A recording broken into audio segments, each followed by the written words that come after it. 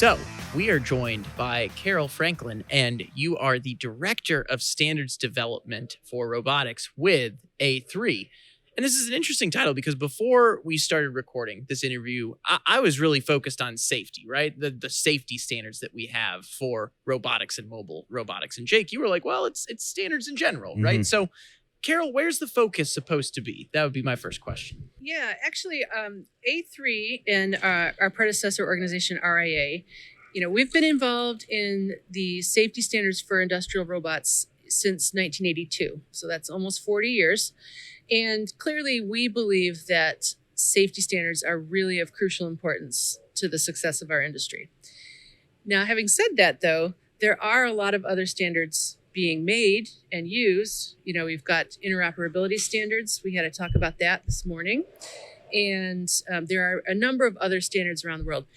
And in the US, we operate in the ANSI framework. So if you've heard of ANSI standards, and our robot safety standards are ANSI standards in the US. But we also work in ISO.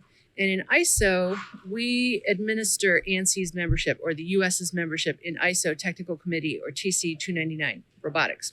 So that's a mouthful, but basically TC 299 Robotics is where we have a lot of involvement. And TC 299 Robotics has an ever-growing number of working groups, or WGs. And I'm going to be spouting out this alphabet soup because that's the world of standards. So welcome to my world. Yeah.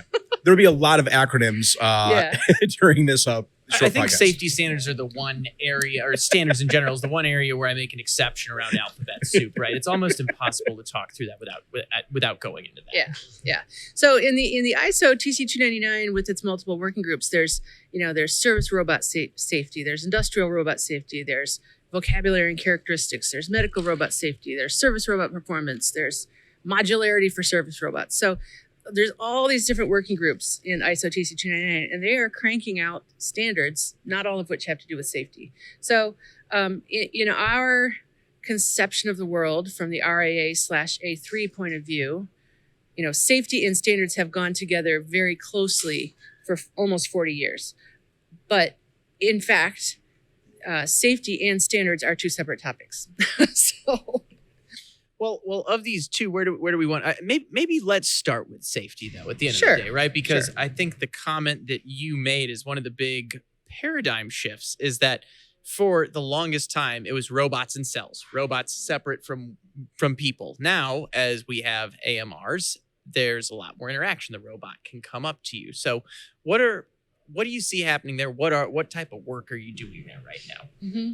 Yeah, so as I said, we've been working on this since the early 80s, and that for most of that time, the main paradigm has been you keep people safe around industrial robots by keeping them separated from industrial robots, and that's in the cell that you talked about. And then about 10 or 15 years ago, we started getting into collaborative robotics, in which it now became possible that you could keep people safe despite the fact that they were physically in close proximity to the robot. So in the past 5 or so years, we've had an even further paradigm shift, which is now the robot can approach you, which is what you just said. So in those paradigm shifts, we have to come to a whole new way of thinking about how to keep people safe. So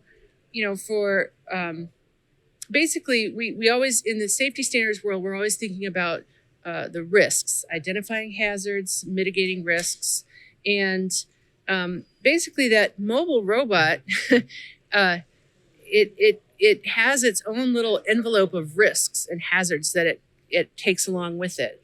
And so we have to manage the risks. So it might be as simple as the person who doesn't know the mobile robot came up behind them and they turn around and trip over it. I mean, it's not on the same level as some of the risks you would get with your more traditional or conventional industrial robots, where the risks can be much greater. But nevertheless, that is a risk, and you have to manage it. And so we, in R1508, that is our latest standard, we've basically said we think that the safety capabilities have to live on board the mobile robot unit, so that even in the case of loss of communication, for example, the mobile unit still has full safety capabilities. So that's one thing that we have had in mind in order to keep people safe when the robot can approach them.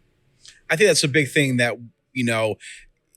what you just said really made me think about this. For the longest time, robotics and automation was a physical set point where I had a robot cell, I had things moving around. I knew its exact location, where it would be at all the times. If there was gates, it wasn't moving. Where this whole idea over now we're at the AMRO conference, all of these robots are moving around now in unknown and not necessarily unknown, but changing variable environments, just even outside of the human operator themselves.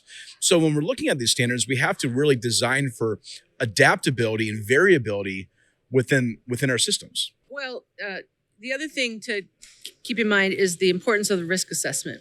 So in R1506, the fixed in place robot arm, the conventional cell, conducting a risk assessment for each one of those systems is a requirement. And when you move into your paradigm shift of collaborative robotics and now mobile robotics, in fact, that risk assessment becomes even more important and in some ways more challenging. Because, in the conventional world, you can say, well, yes, that's a very important hazard and we're going to put a fence around it. No one can go near it. The end.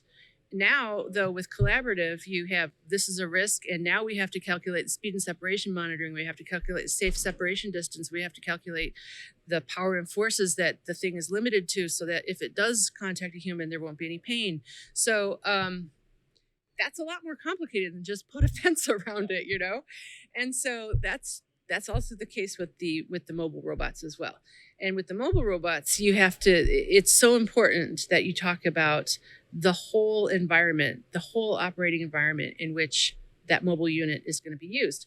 And in fact, Melanie Wise made that point this morning in her talk about how important it is to do a risk assessment and the fact that the risk assessment has to be a living document.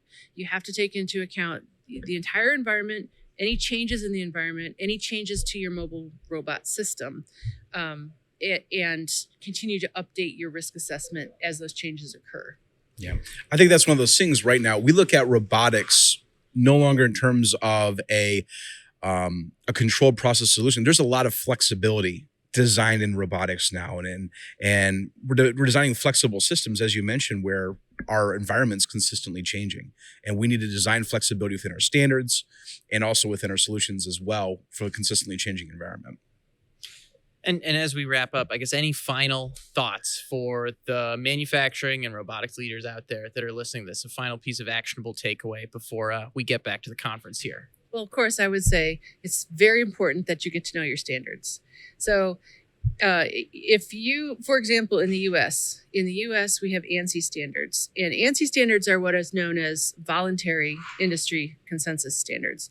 And voluntary means they're not written into law. OSHA doesn't say, you have to comply with this standard. However, we have an alliance with OSHA, and OSHA does respect our standards as they respect many other consensus standards for other industries as well. And if you have an incident in your facility and OSHA comes and asks you, well, does this system comply with the standard in the case of fixed in place robot arms, R1506, in the case of mobile robots, R1508, or possibly B565 if it's an AGV, OSHA will ask you, does the system comply with that standard? And if you say, what standard? That's not going to be a good look for you. So if you say, no, it doesn't comply, there's going to be a question as to why it didn't. What in your risk assessment made you think it was okay not to comply with that?